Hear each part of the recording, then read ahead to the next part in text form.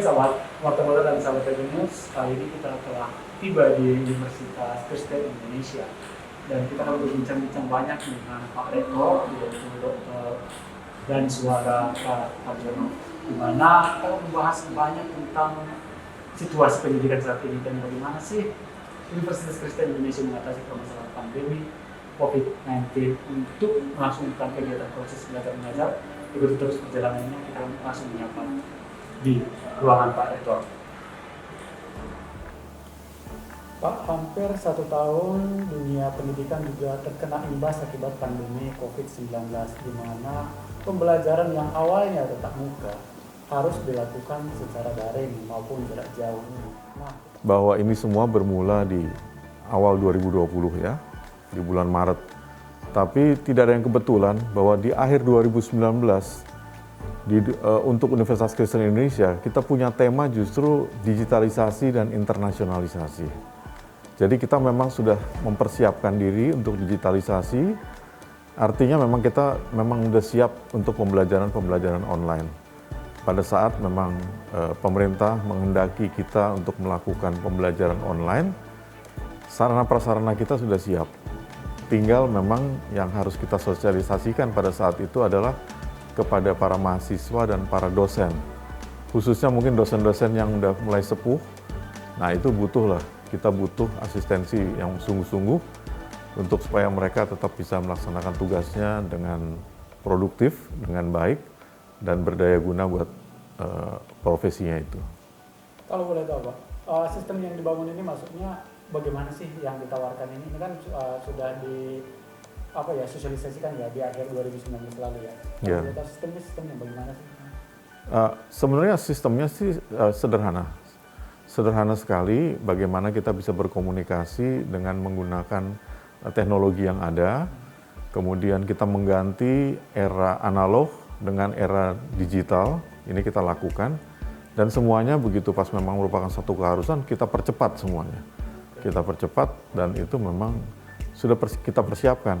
Artinya buat kita juga nggak terlalu mengganggu betul dan kemudian masalah pembiayaan juga nggak jadi masalah karena memang kita pas sudah persiapkan. 2020 adalah era digital untuk kita. Hanya memang pelaksanaannya yang agak merepotkan. Saya kira ini terjadi juga di semua universitas, termasuk juga kegiatan-kegiatan pembelajaran bahkan dengan universitas di luar negeri. Karena sebenarnya di 2020 itu kita baru mau menjalankan dual degree dengan universitas di Australia. Nah itu terpaksa kita tunda dulu karena namanya tahun pertama kan kita harus betul-betul siap sekali. Padahal sebenarnya sarpras sih baik di Indonesia maupun di Australia dan juga bahkan juga di Singapura kita udah siap. Hanya kelihatannya kita tunda di 2021 ini, baru akan kita mulai lagi. Tadinya kita membahas ada tantangan yang dihadapi oleh Universitas Kristen Indonesia. Ya pasti. Nah, dalam tantangan itu tentunya kita punya solusi ya. Nah, solusinya apa nih sebenarnya yang ditawarkan dari Bapak sendiri untuk para yang ada di UPI? Ya, saya hanya berusaha untuk memotivasi kepada mereka bahwa kita mengerti bahwa saat ini sedang terjadi pandemi COVID yang merupakan bencana nasional non-alam. Dan pemerintah pun kan menyatakan itu secara jelas. Tapi kita berusaha untuk melakukan dengan biasa-biasa saja. Artinya ya yang dibilang new normal life ya kita jalankan betul. Bahwa semua kita harus tetap produktif, pendidikan harus tetap bisa berjalan dengan baik, bahkan lebih baik lagi daripada yang biasanya. Prestasi dosen, prestasi mahasiswa, baik akademik maupun non-akademik tetap harus berlangsung dengan baik. Nah ini yang kita upayakan semaksimal mungkin. Hanya memang new normal life. Kalau kita lihat di kampus-kampus ya sekarang sepi semuanya. Ya, tapi sebetulnya kegiatan berjalan dengan lancar. Dan biasanya kalau misalnya pertemuan-pertemuan sehari hanya bisa kita lakukan 3-4 kali. Dengan situasi pembelajaran online, pertemuan-pertemuan secara online, kita bisa sampai melaksanakan 8 kali. 8 kali sehari. Ya, saya sendiri sebagai pimpinan di sini bisa satu ketika ada 3 pertemuan saya lakukan. Itu ya, baik misalnya internal maupun dengan pihak eksternal. Apalagi sekarang kan kita masuk ke dalam dunia Merdeka Belajar Kampus Merdeka. Itu pasti yang namanya kerjasama dengan berbagai pihak kita lakukan. Ya, misalnya mahasiswa mau magang. Kan sebenarnya dalam pembelajaran mereka belajar ini tugas utama daripada perguruan tinggi adalah memfasilitasi apa yang diinginkan oleh mahasiswa. Jadi pelaksanaan pembelajaran yang tadinya 8 semester, akhirnya kalau mahasiswa menghendaki hanya dilakukan 5 semester, 1 semester di luar prodi tapi di dalam kampus, yang 2 semester lagi bebas. Bebas dalam arti sebebas-bebasnya tapi hanya dipagari dengan 8 pilihan itu. Misalnya dia mau magang, dia mau kegiatan sosial, dia mau macam-macam lah. Dan ada bukti yang wajib diserahkan oleh mereka kepada fakultas masing-masing, Pak ya, dengan yang 2 semester tadi, Pak ya. Iya, iya. Kan kita menyiapkan juga pembimbing akademik buat mereka. Jadi dosen-dosennya juga kita siapkan supaya mereka tetap didampingi lah dalam melaksanakan itu. Karena memang tujuannya saya pikir juga sangat baik dan itu Merdeka Belajar Kampus Merdeka itu luar biasa konsepnya. Harapannya kalau itu sukses, kita akan memiliki sumber daya manusia unggul di kemudian hari yang siap pakai. Dalam perjalanan ini hampir 1 tahun ya, sampai di bulan 3 nanti ya. Ya. Ada evaluasi apa yang dilakukan oleh Bapak dengan sistem teknologi yang telah diterapkan di UPI? Ya, pasti ada plusnya, ada minusnya. Ya, plusnya bahwa dengan biaya yang jauh lebih ekonomis, cukup banyak lapisan masyarakat yang bisa mengikuti pendidikan ini dengan baik. Bahkan dengan kualitas mungkin yang lebih baik lagi. Karena si dosen-dosen juga lebih prima dalam mengajar, dia nggak perlu berepot-repot datang ke kampus, kan biasanya datang keringetan, perjalanan dari rumah juga berapa jam, nah ini tinggal dari rumah semuanya. Begitu juga mahasiswa-mahasiswa. Buat yang berasal dari daerah-daerah, mereka mengikuti bisa dari daerahnya masing-masing, bisa dari Nias, dari Halmahera, dan macam-macam. Bahkan saya ngajar di S2, ya, di program magister, itu ada yang mengikuti lagi di Amerika dia, mengikuti suaminya jadi Amerika, ada yang dari Singapura juga. Jadi negara udah seperti tanpa batas, dan itu bisa kita lakukan. Jadi pendistribusian atau mensosialisasikan ilmu-ilmu yang ada, bisa kita lakukan dengan sangat mudah sekali. Gitu. Dan itu sebenarnya sebagai dosen juga tanggung jawabnya pasti akan lebih berat.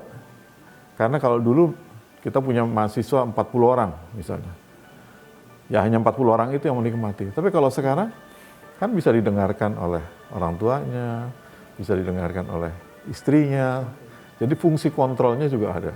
Sehingga si dosen itu pun dalam mengajar pasti berusaha semaksimal mungkin pengajaran yang berkualitas.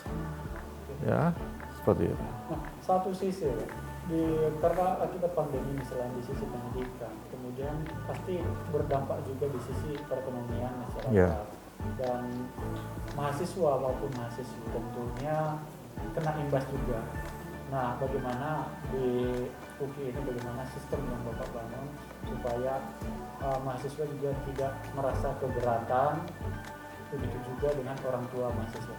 Ya, yang pertama pasti pengertian di antara kita tinggi sekali. Toleransi di antara kita juga sangat tinggi sekali.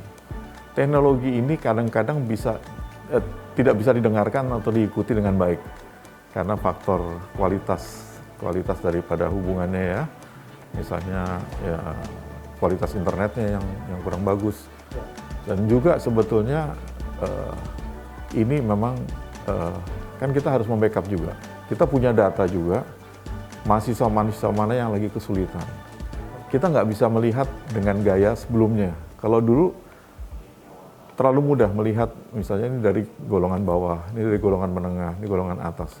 Kalau sekarang cukup banyak juga yang tadinya di golongan atas dia jatuh ke bawah. Ya, karena situasi perekonomian seperti ini.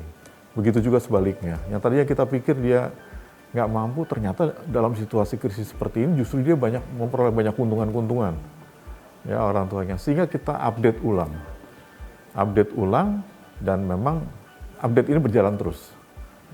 Bantuan pasti kita lakukan, entah bantuan tunai dalam bentuk misalnya bantuan kuota, kemudian juga bantuan pengurangan biaya, dan seterusnya. Tapi memang kalau bagi yang tidak mengalami kesulitan apa-apa, saya kira buat mereka juga mengikuti perkuliahan sekarang jauh lebih murah. Segalanya pasti jauh lebih murah karena memang nggak perlu ke kampus lagi. Itu sisi positifnya. Tapi sisi negatifnya juga, mereka kehilangan kualitas hubungan atau yang hubungan antara mahasiswa, antara dosen, ya, yang saya khawatirkan kalau ini berlangsung agak lama, mereka kan begitu lulus, mereka kurang punya jaringan-jaringan di antara kawan-kawan satu sekolah. Jadi interaksinya sangat dibatasi sekali. Nah ini yang efek negatif daripada terjadinya pandemi. Tapi yang namanya bencana nasional ya kita nikmati aja. Ini ibaratnya kan lagi perang nih, seperti perang tapi kita nggak tahu berhadapan dengan siapa perangnya. Karena virusnya juga nggak kelihatan. Gitu. Tapi kalau boleh tahu, filosofi apa sih yang ibaratnya ditanamkan di sini? Ya. Bagaimana filosofi itu tetap bisa berjalan dengan situasi pandemi seperti ini? Ya, kalau yang pasti UKI pasti punya moto, UKI punya nilai-nilai. Ya, nilai-nilai yang diajarkan dan itu yang membedakan antara alumni UKI dengan bukan alumni UKI. Ya, yang membedakan misalnya nilai-nilai ini kita memiliki 6 nilai. Jadi siapapun yang pernah kuliah di UKI pasti harus memiliki 6 nilai itu. Nilai apa saja? Ya, nilai-nilainya yang pertama rendah hati. Ya, memang mengajarkan ini agak susah karena kita nggak ketemu kan. Ya. Tapi kan dengan cara bicara kita, dengan cara mengajarkan kita bisa rendah hati. Terus kemudian yang kedua berbagi dan peduli. Ya, contohnya yang memberikan kuota dan sebagainya. Jadi rendah hati, berbagi peduli, disiplin, profesional, bertanggung jawab, dan yang keenam berintegritas. Jadi ini harus ada di dada kita. Kalau kita misalnya nggak punya integritas, saya anggap dia nggak layak menjadi alumni UKI.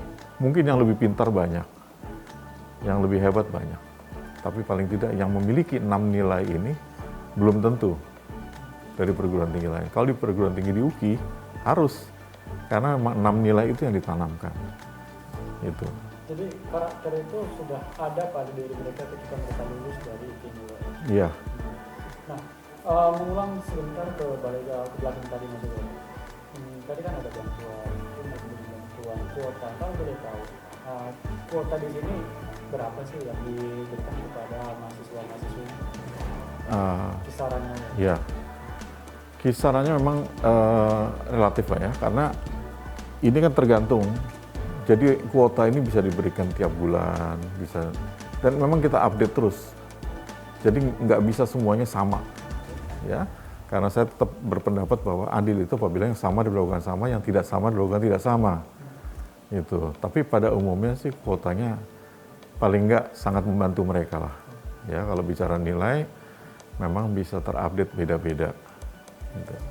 Berbicara tentang profil dan jumlah mahasiswa, kalau boleh tahu nih, di UKI ini mahasiswanya berasal dari daerah mana saja? Pastinya bukan dari Jakarta saja dong. Ya. Jadi UKI ini terkenal sebagai kampus Bhinneka Tunggal Ika. Ya, artinya memang kita beraneka ragam. Mahasiswanya justru mayoritas bukan dari Jakarta, tapi tetap mahasiswa Jakarta ada yang bersekolah juga di sini. Jadi pelosok-pelosok daerah di seluruh Nusantara pasti ada mahasiswanya di sini. Dari Sabang sampai Merauke. Jadi saya merasakan juga rasanya suku apa sih yang nggak ada di sini? Ada semua. Ya. Terus kemudian kalau saya lihat juga budaya di sini juga macam-macam. Ya, jadi memang beraneka ragam dan ini kita pelihara terus, kita lestarikan terus karena buat saya ini kekayaan yang luar biasa yang Tuhan berikan kepada kita. Gitu. Sebenarnya ada berapa prodi yang ada di Universitas Kristen Indonesia ini, sehingga banyak boleh dibilang diincar oleh mahasiswa-mahasiswa yang tadinya lulusan SMA. Ya. Ada berapa prodi yang ditawarkan ini? Total kita ada 33 program studi di UKI ini yang tergabung dalam 8 fakultas dan 1 pascasarjana. 33 program studi ini terdiri dari 2 program doktoral, ada 6 program magister, ada 4 program D3, sisanya S1. Dari fakultas yang ada di situasi pandemi seperti ini, pastinya ada dong ibaratnya penilaian tersendiri yang mana yang paling berdampak dan yang mana yang tidak terdampak sama sekali. Nah, misalkan yang tadinya mereka harus perlu ke lapangan, itu kan pastinya berdampak dan bagaimana mengatasi hal tersebut. Boleh diceritakan? Ya, pasti yang pengertian terdampak ini bukan dari sisi ekonomi ya, tapi dalam pelaksanaan kegiatan belajar mengajarnya. tentunya yang memiliki kewajiban untuk melakukan praktikum atau praktek. Misalnya Fakultas Kedokteran, itu agak sulit juga bagaimana kalau pas bicara-bicara yang teorinya atau itu sih nggak terlalu sulit, tapi begitu pas kewajiban misalnya untuk mempraktekkan sesuatu itu sulit. Fakultas Kedokteran, kemudian juga vokasi, kita memiliki 4 program studi vokasi, itu kan bahkan mungkin lebih dari 50% kegiatannya harusnya praktek semua. Nah itu ada sedikit kesulitan, tapi tentunya kita berusaha untuk sekreatif dan berinovasi sedemikian rupa, misalnya dengan menciptakan atau membuat video-video yang memberikan contoh. Tapi sekali dua kali tetap mereka harus hadir juga. Hanya memang biasanya ruangan itu berkapasitas katakanlah 30 orang, misalnya bisa praktikum sekaligus, ini ternyata harus kita gunakan misalnya hanya sekitar 20 atau 30% ya. Gitu. Ya pasti cost lebih meningkat, tapi kan itu mengcover juga daripada kegiatan sehari-hari yang listrik juga nggak terlalu terpakai dan sebagainya. Jadi itu saling mengcover lah kebutuhannya. Tapi secara keseluruhan sih nggak masalah. Nggak masalah. Tetap bisa dilakukan ataupun diatasi Pak ya. Iya. Universitas Kristen Indonesia ini. Bisa kita sih. Kemudian tadi kita menyinggung sedikit ada vokasi ya, dan itu menjadi beberapa waktu yang lampau ini digaungkan oleh UKI. Sebenarnya ada apa sebenarnya ini? Ya, saya masih ingat di 15 Oktober tahun 2018, Pak Presiden kita Jokowi hadir di UKI. Nah itu satu kebanggaan buat kita juga karena di antara universitas swasta hanya UKI waktu itu di periode pertamanya itu yang dihadiri oleh Pak Presiden. Dan salah satu poin utama yang ditekankan oleh Pak Jokowi adalah bahwa perguruan tinggi harus memiliki vokasi. Itu 15 Oktober. Padahal tanpa kita tahu bahwa Pak Presiden salah satu tujuan utamanya akan membicarakan itu, kita kira-kira sebulan sebelumnya kita mendirikan Fakultas Vokasi. Dengan waktu itu masih 3 program studi, sekarang udah 4 program studi. Jadi pada saat itu langsung seperti pantun berbalas, saya sampaikan ke Pak Presiden, Pak, UKI sudah punya loh vokasi. Oh ya? Kaget juga. Jadi mungkin kalau negeri mungkin bukan hal yang luar biasa, tapi kalau ada swasta memiliki vokasi, itu buat dia juga sesuatu yang mengejutkan. Hanya mungkin dalam pembicaraannya kalau Pak Presiden lebih berharap vokasinya ini lebih spesifik. Gitu. Nah waktu itu kita lebih berpikir yang agak umum lah. Jadi misalnya program studinya keperawatan, program studinya ya keperawatan, kemudian juga perbankan ada, dan terapi.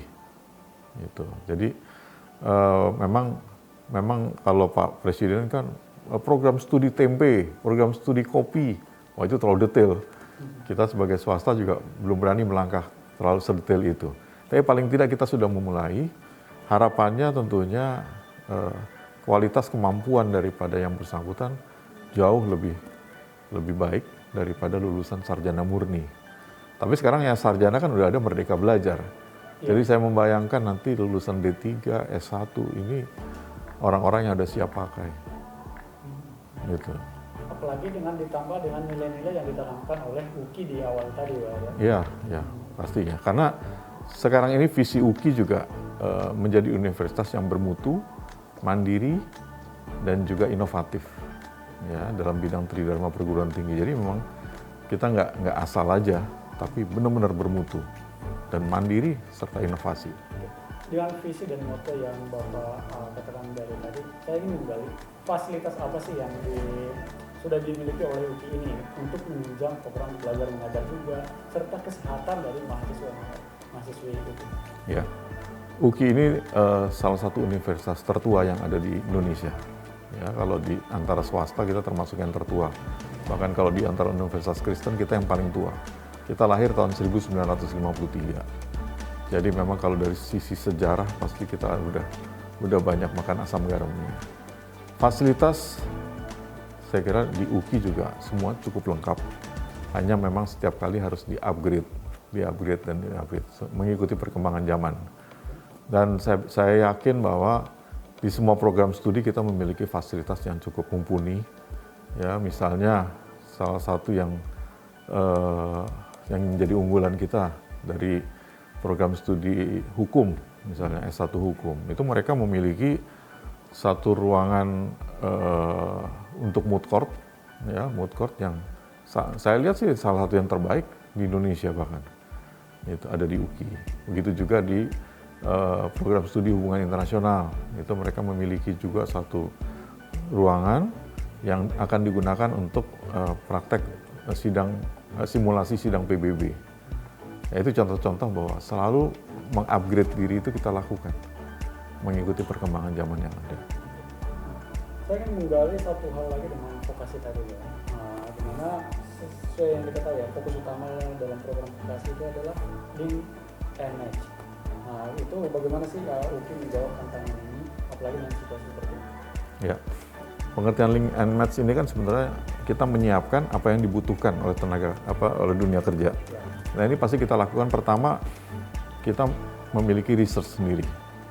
Apa yang dibutuhkan 5 tahun yang akan datang, yang dibutuhkan 10 tahun yang akan datang. Pertama itu. Kedua, kita bekerja sama juga. Bekerja sama dengan dunia usaha dan dunia industri. Sehingga kita tahu persis apa yang mereka butuhkan. Dan ini juga kerjasama ini bukan hanya kerjasama lokal, tapi juga kerjasama internasional. Jadi misalnya, ini kebutuhan sekarang tenaga perawat dari Jepang luar biasa. Apa yang mereka butuhkan.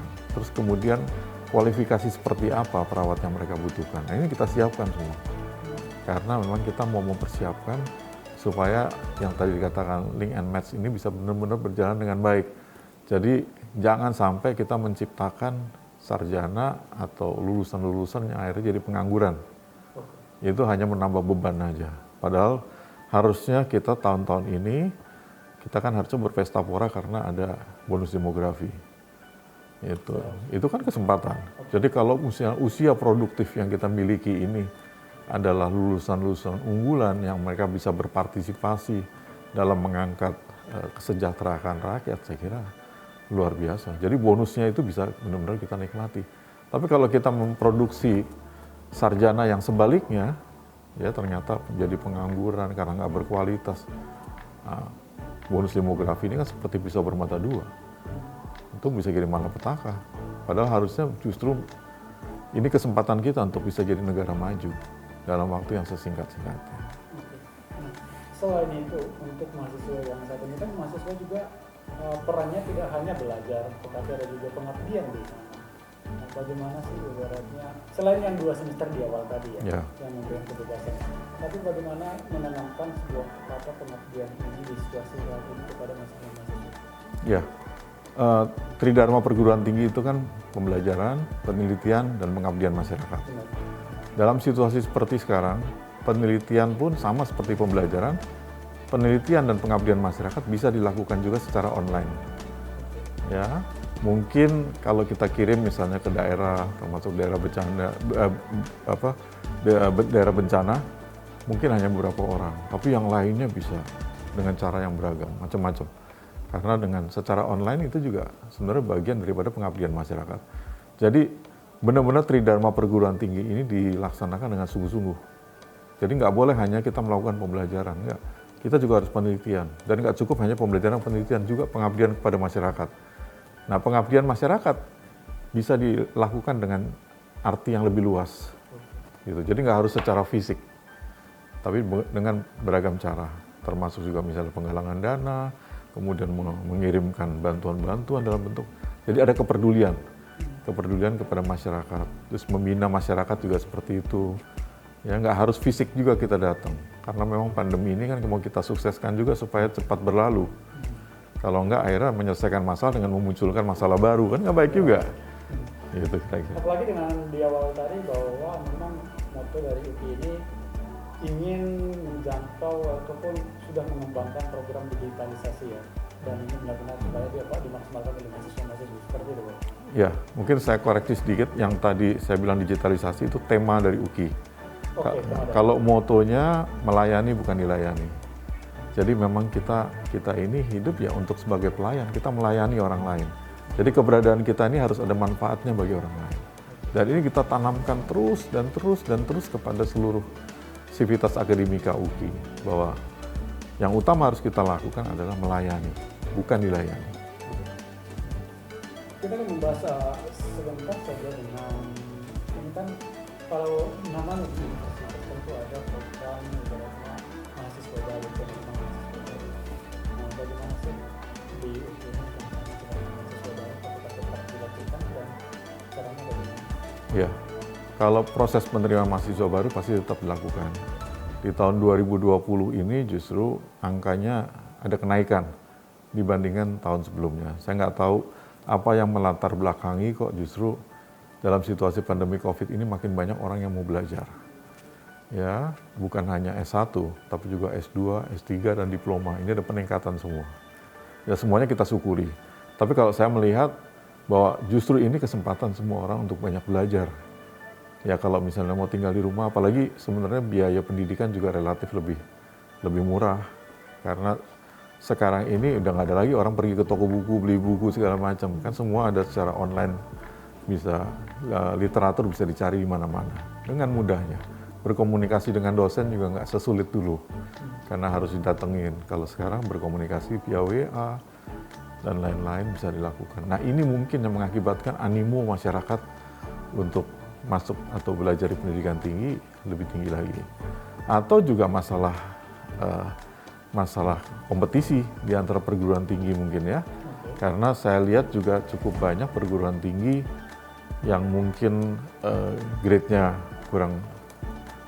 belum tinggi. Ini dalam memfasilitasi mahasiswa dalam situasi pandemi ini cukup berat bagi mereka. Sehingga pilihan mereka salah satunya adalah mungkin bekerja sama dengan perguruan tinggi yang ada. Sementara bagi kita nggak ada masalah. Semua bisa kita jalankan dengan baik. Ya paling kita, tapi kenaikannya sekitar 20-30% daripada yang sebelumnya.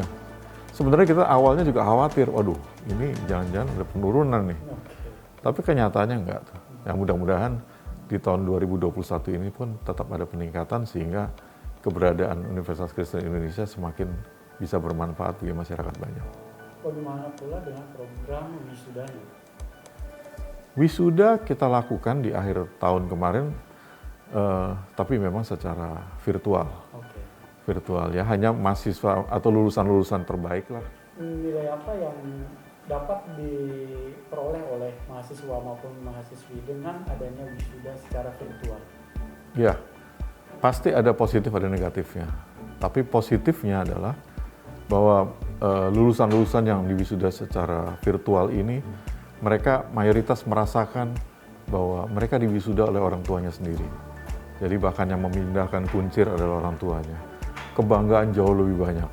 Ya kalau dulu mungkin dibatasi satu lulusan didampingi oleh 2 orang, sekarang mau yang mendampingi 20 orang di ruangannya juga nggak ada masalah. Dan mereka bisa lakukan bahkan di daerah-daerahnya masing-masing. Ya luar biasa, sambutan dari mereka juga luar biasa. Jadi ini mungkin satu peristiwa yang tidak akan terlupakan juga bagi mereka.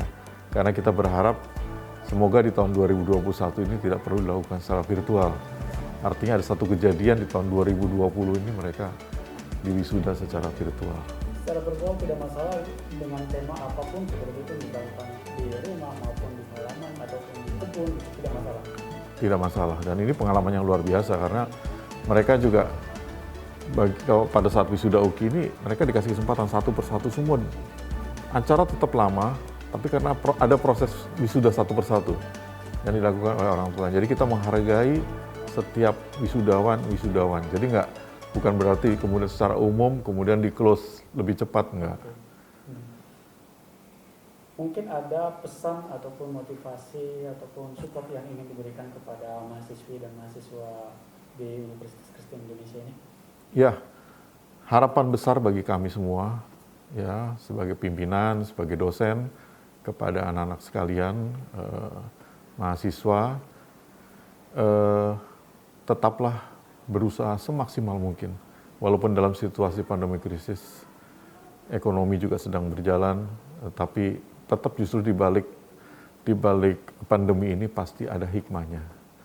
Dan sekarang ini justru saatnya kita untuk tampil lebih produktif lagi.